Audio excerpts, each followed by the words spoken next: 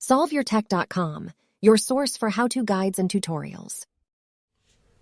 Welcome to our video about how to stop autoplaying animated images on an iPhone 15.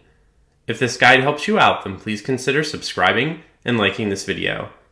If you encounter a lot of animated images while you're browsing the internet or that you receive in text messages, then you might like to stop those images from playing automatically.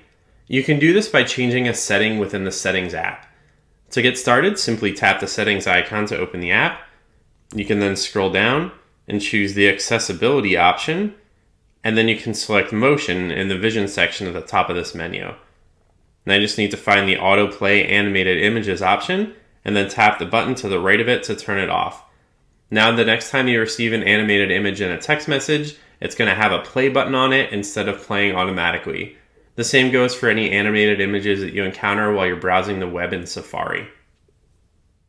Make sure to like this video and subscribe to our channel to see more tech guides like this one. For additional information on this topic and to read the entire article, click the link in the description to visit solveyourtech.com.